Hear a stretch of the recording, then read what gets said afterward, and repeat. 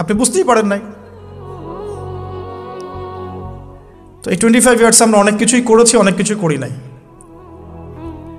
এখন একটু আজকে সাদা একটা কাগজ নিয়ে আমরা একটা হিসাব করব যে আমরা 25 বছরে কী কী করেছি, কী কী করি নাই, কী কী পাপ করেছি, কী কী করি নাই, কী কী পুণ্য করেছি, কী কী করি নাই। আমি আগে মনে করতাম যে একটা খালেস তওবা ইনশাআল্লাহ আল্লাহ পাক সব মাফ করে দিবেন। আসলে আল্লাহ পাক মাফ করেই দিবেন, কিন্তু ভিতর থেকে স্যাটিসফাই হতে পারবেন না আপনি।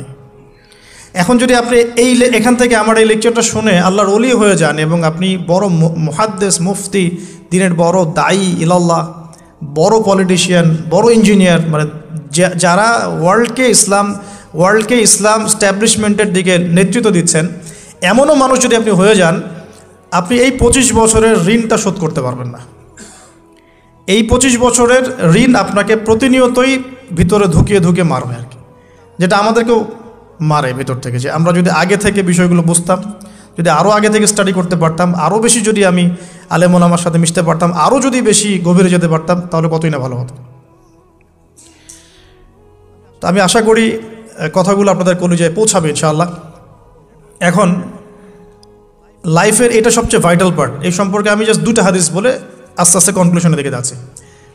নবী সাল্লাল্লাহু আলাইহি ওয়াসাল্লাম বলছেন যে 7 শ্রেণীর মানুষকে আল্লাহ পাক কিয়ামতের দিনে আরশের ছায়া দিবেন। কত শ্রেণী ভাই?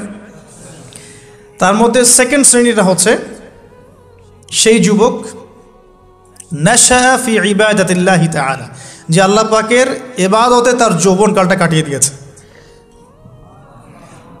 এখনও বাকি আছে আপনার সামনে। যৌবনকাল কতটুকু? হয়তো 15 to 40। তার মানে এখনও 40 বা 50 বছর পর্যন্ত আপনার যৌবন টিকে থাকবে ইনশাআল্লাহ, যদিও বা এই যুগে থাকে না আর কি। আমরা তো ফ্যান্টাসিতে ভুগি অনেক সময়, 4টা বিয়ে। বাস্তবতা হচ্ছে এই যুগে একটাই ডিফিকাল্ট। একজনকে সন্তুষ্ট করে কি ডিফিকাল্ট। এখন সেই যুগ না তো। আমরা তো হর্স রাইড করি না, আমরা তো এক্সারসাইজ করি না, আমরা তো এখন অনেকে খেলিও না, আমরা ফাস্ট ফুড খাই, আমরা হাইজেনিক খাবার খাই না, আমরা আগেকার মানুষদের মতো অনেক কিছুই করি না। এনভায়রনমেন্ট নষ্ট হয়ে গেছে, পলিউশন আছে, সব মিলে এখন আমাদের যৌবন যে 50 বছর পর্যন্ত থাকবে, এটা নিশ্চয়তা দেওয়া যাচ্ছে না যদি আমরা বেঁচেও থাকি।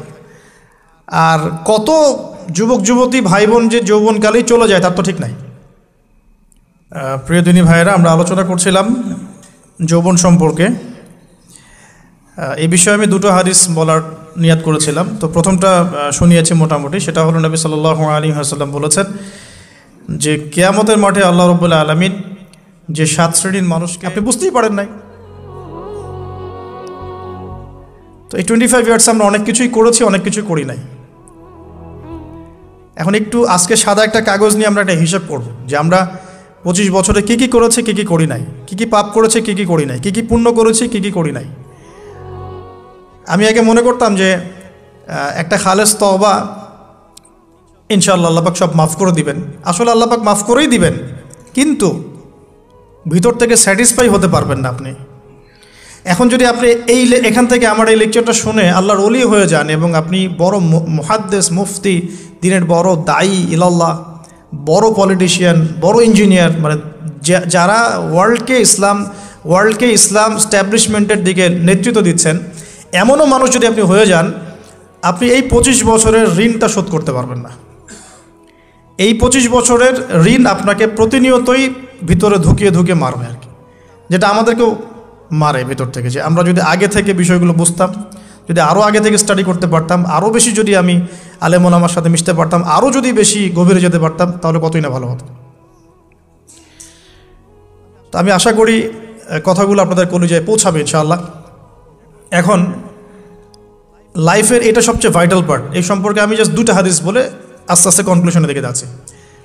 নবী সাল্লাল্লাহু আলাইহি ওয়াসাল্লাম বলছেন যে 7 শ্রেণীর মানুষকে আল্লাহ পাক কিয়ামতের দিনে আরশের ছায়া দিবেন। কত শ্রেণী ভাই? তার মধ্যে সেকেন্ড শ্রেণীটা হচ্ছে সেই যুবক নাশা ফি ইবাদাতিল্লাহি তাআলা, যে আল্লাহ পাকের ইবাদতে তার যৌবনকালটা কাটিয়ে দিয়েছে। এখনও বাকি আছে আপনার সামনে। যৌবনকাল কতটুকু? হয়তো 15 to 40। তার মানে এখনও 40।